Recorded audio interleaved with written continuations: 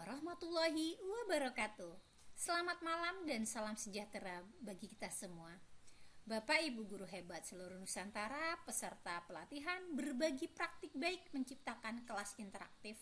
Tidak terasa kita sudah sampai di pertemuan yang kelima. Pada pertemuan yang kelima ini kita akan membahas bagaimana kita menyusun laporan praktik baik. Jadi ada sistematikanya. Praktik baik atau best practice itu kalau di dalam buku 4 PKB itu ada ketentuannya. Secara umum sistematikanya adalah sebagai berikut.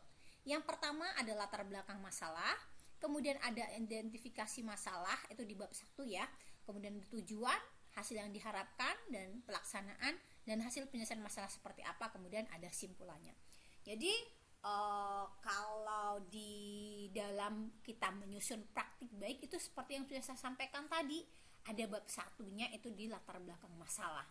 Jadi di latar belakang masalah ini nanti kita ceritakan kalau yang kita tadi mengenai dengan teknik atap tadi, di bagian A-nya tadi inilah kita uraikan di sini yang akan menjadi latar belakang masalah. Jadi latar belakang masalah ini berisi deskripsi kondisi ideal yang keinginan kita itu seperti apa ya.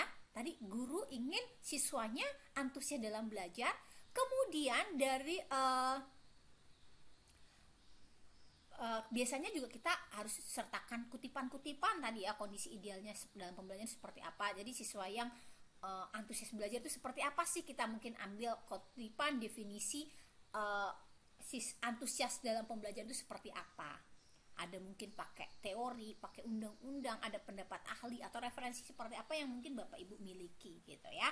Untuk apa kita tambahkan referensi? Supaya apa yang kita sampaikan itu lebih, pendapat yang kita utarakan itu lebih dikuatkan gitu. Karena fungsi adanya referensi itu adalah menguatkan pendapat yang kita sampaikan di dalam tulisan kita.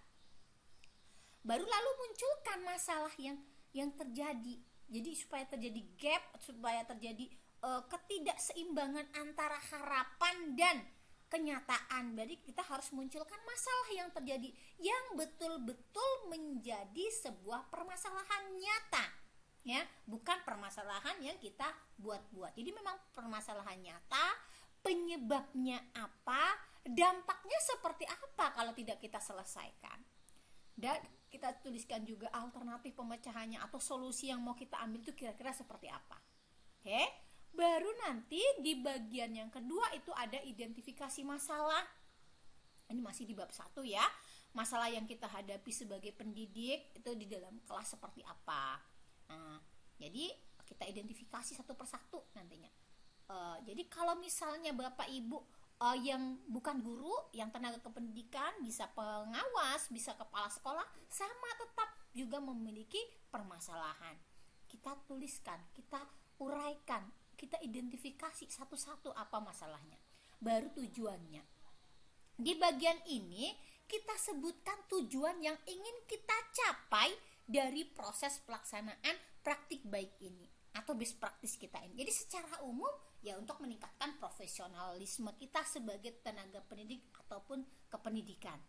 Jadi secara khususnya ingin meningkatkan kualitas pembelajaran, meningkatkan kemampuan siswa, meningkatkan aktivitas belajar tadi.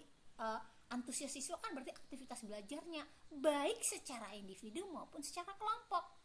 Meningkatkan disiplin siswa, meningkatkan kesadaran hidup bersih, meningkatkan kecintaan terhadap lingkungan dan sebagainya. Itu merupakan contoh-contoh tujuan yang ingin kita capai dalam pelaksanaan praktik baiknya Bapak Ibu. Kemudian bagian kedua, yaitu bab kedua, itu mengenai kajian teori. Kajian teori ini kita bisa ceritakan seperti apa sih yang tadi kita teorinya yang kita bawa. Jadi karena memang untuk sedikit saja, karena kalau untuk di praktik baik ini supaya tulisan kita ini benar-benar ilmiah, seperti itulah, didukung dengan teori-teori ilmiah tentunya. Kemudian ada hasil penelitian yang relevan.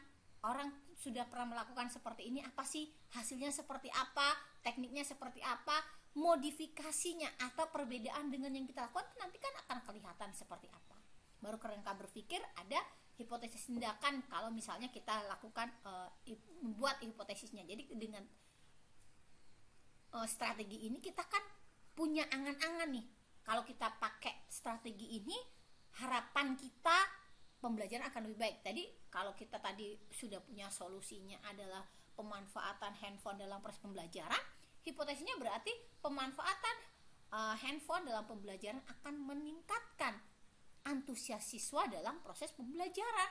Itu kan masih hipotesisnya, belum kita itu kan masih kesimpulan sementara. Sementara kita kan harus membuktikan hipotesis ini dengan pelaksanaan yang kita lakukan dalam proses pembelajaran. Oke, ada metode penelitian di bab ketiga.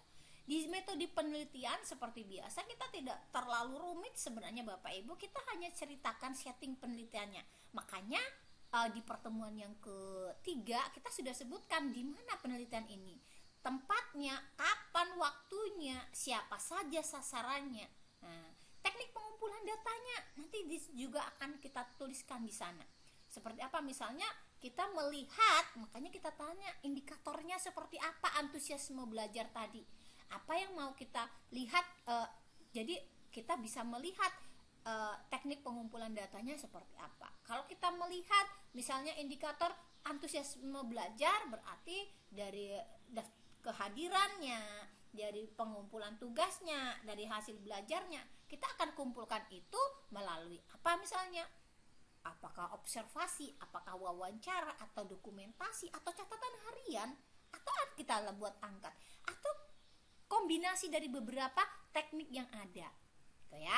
Kemudian yang ketiga adalah instrumen penelitiannya.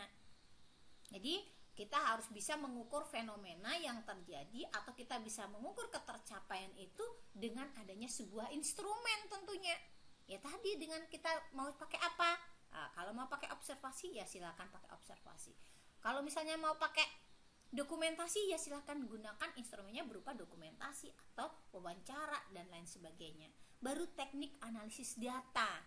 Jadi untuk teknik analisis data ini jangan terlalu Bapak Ibu berpikir yang nanti pakai rumus apa. Tidak Bapak Ibu, kita menganalisis seperti apa sih. Nah, kita kelompokkan, atau baru kita memaparkan hasil deskripsi datanya, menyimpulkan dan memberi makna. Jadi kalau kita datanya hanya dikumpulkan, kemudian disajikan dalam bentuk tabel atau grafik, kemudian kita bandingkan, kita paparkan secara deskriptif, baru kita simpulkan, itu juga sudah menganalisis data. Tidak harus alfanya berapa, pakai teori apa, tidak harus ya Bapak Ibu. Oke. Nah, selanjutnya ini contoh kerangka laporan praktik baik atau best practice yang Bapak Ibu lakukan. Ada halaman judul, lembar pengesahan, lembar pernyataan keaslian, kata pengantar, ada abstraknya, daftar isi, daftar tabel, daftar gambar, daftar lampiran bila perlu, kemudian ada pendahuluannya, latar belakang, rumusan masalah, tujuan, manfaat, kemudian tinjauan pustaka, kajian pustaka, dan pemilihan metode pemecahan masalah. Ada bab 3 pembahasan, kemudian bab 4 penutup yaitu simpulan dan saran.